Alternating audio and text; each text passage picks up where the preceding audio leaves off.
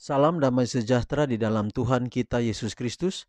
Shalom, selamat pagi dan semangat pagi. Selamat hari Sabat. Tuhan kiranya memberkati kita dan lewat renungan pagi kita di pagi hari ini kita akan dikuatkan. Dan sebelum kita mendengarkan pekabaran firman Tuhan di pagi hari ini yang dengan judul Perhatikan Teguranku, kita tunduk kepala dan kita berdoa. Bapa di surga, terima kasih atas firman-Mu yang hendak kami dengarkan. Biarlah kiranya pekabaran firman-Mu boleh menjadi berkat dalam kehidupan kami. Terima kasih oleh karena berkat-berkat-Mu yang boleh kami rasakan hingga di pagi hari ini. Kami sambut firman-Mu ini dan kami berdoa dalam nama Yesus Tuhan dan Juru Selamat kami. Amin. Renungan pagi kita untuk hari ini 23 April 2022 dengan judul Perhatikan Teguranku. Amsal 1 ayat 23, berpalinglah kamu kepada teguranku, sesungguhnya aku hendak mencurahkan isi hatiku kepadamu dan memberitahukan perkataanku kepadamu. Sekali lagi Amsal 1 ayat 23, berpalinglah kamu kepada teguranku, sesungguhnya aku hendak mencurahkan isi hatiku kepadamu dan memberitahukan perkataanku kepadamu. Amsal 1 ayat 23. Hati yang sombong berusaha mendapat keselamatan, tetapi baik hak kita ke surga dan kelayakan kita untuk itu hanya boleh didapat di dalam kebenaran Kristus.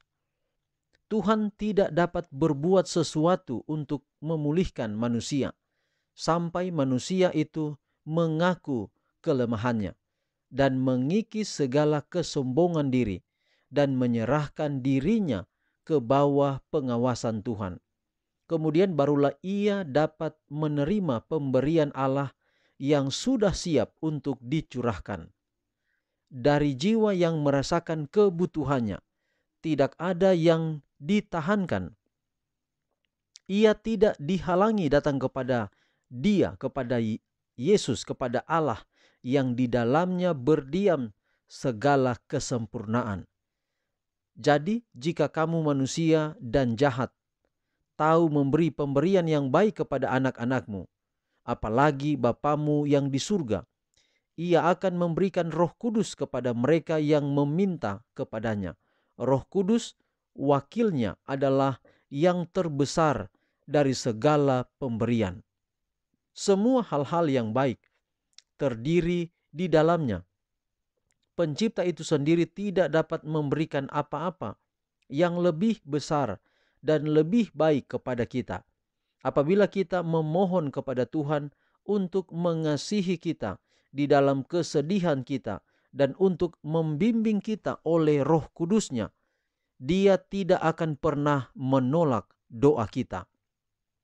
Maukah Anda berkata, aku akan memberikan kemauanku kepada Yesus dan aku akan melakukannya sekarang dan sejak saat ini sepenuhnya berada di pihak Tuhan? Janganlah memanjakan kebiasaan dan gejolak nafsu dan selera makan. Dengan teguh memelihara kemauan di pihak Tuhan. Setiap emosi berada pada tawanan kemauan Yesus. Kaki Anda akan berpijak pada batu karang yang kuat, membutuhkan waktu menumbuhkan setiap butir kuasa kemauan yang dimiliki. Tetapi Allah yang bekerja untuk Anda, dan Anda akan keluar dari proses pembentukan bejana yang mulia.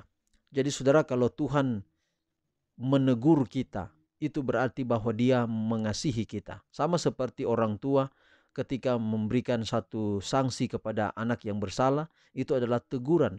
Itu oleh karena kasih orang tua kepada anak itu. Kalau seorang itu ditegur, maka itu adalah kasih orang itu kepada seseorang yang lain. Sesungguhnya berpalinglah kamu kepada teguranku. Aku hendak mencurahkan isi hatiku kepadamu dan memberitahukan perkataanku kepadamu. Ini perkataan Allah kepada kita. Ketika Allah meminta kita untuk kembali kepadanya, itu berarti bahwa Dia sangat mengasihi kita. Saudara pernah melihat gambar Yesus di depan pintu dan mengetuk? Kenapa Yesus di luar? Gambaran itu sebenarnya adalah menggambarkan hak pilih kita. Bahwa Yesus digambarkan berada di luar, kalau dia mau masuk, bukan oleh karena dia berupaya untuk masuk ke dalam diri kita, ke dalam hati kita. Tetapi keputusan ada di tangan kita. Dia mengetuk pintu hati kita. Dia ingin memberikan teguran kepada kita. Dia ingin mengasihi kita. Tetapi keputusan semua ada pada tangan kita masing-masing. Kalau kita mengambil keputusan untuk membiarkan dia masuk ke dalam hati kita, maka dia akan masuk. Di sini dikatakan bahwa Allah bekerja untuk kita.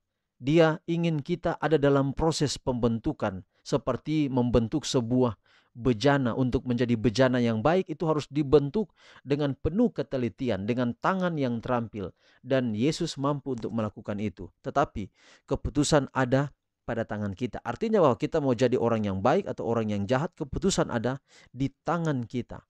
Yesus telah mati untuk kita. Dia telah menebus kita. Dan janji keselamatan Yohanes 3:16 itu kepada kita, barang siapa percaya. Jadi ketika kita percaya dan menyerahkan hidup kita sepenuhnya kepada Tuhan, kita menyerahkan kepada tangan yang terampil untuk membentuk kita. Maka kita akan dibentuk di dalam kesukaan Tuhan, di dalam sukacita Tuhan, di dalam kemauan Tuhan. Dan kita akan menjadi seseorang yang oleh karena Yesus membentuk kita, menjadi manusia yang layak bagi kerajaan sorga. Kiranya pemberian terbesar Allah bagi kita lewat Yesus Kristus yang akan mengerjakan pekerjaan yang begitu indah dalam hidup kita akan menjadi bagian kita. Kita serahkan hidup kita hari ini ke dalam tangan Tuhan, dan apapun teguran yang datang kepada kita ketika kita hilaf, ketika kita dalam kekurangan dan kesalahan, maka itu akan menyatakan cinta Allah, cinta Yesus dalam kehidupan kita. Biarlah ini dapat menjadi satu berkat bagi kita semua. Mari kita akhiri pekabaran hari ini di dalam doa. Kita berdoa. Bapa di sorga, terima kasih pekabaran firman-Mu yang begitu indah hari ini. Bahwa apapun kami upayakan di dunia ini, Tuhan telah terlebih dahulu berusaha melakukan yang terbaik. Bahkan Dia ingin datang kepada kita, mengetuk pintu hati kita. Keputusan ada pada kami, ya Tuhan. Itulah sebabnya kami mohon Roh Kudus menuntun kami, agar ketika kami membuat keputusan itu adalah Yesus dipersilakan masuk dalam hidup kami. Kami rindu menjadi umat-umat Tuhan yang setia. Tapi dalam setiap keterbatasan kekurangan kami mau serahkan seluruh keberadaan hidup kami ini di dalam tangan-Mu yang terampil untuk membentuk kami. Bagaikan tukang bejana membentuk bejana yang indah.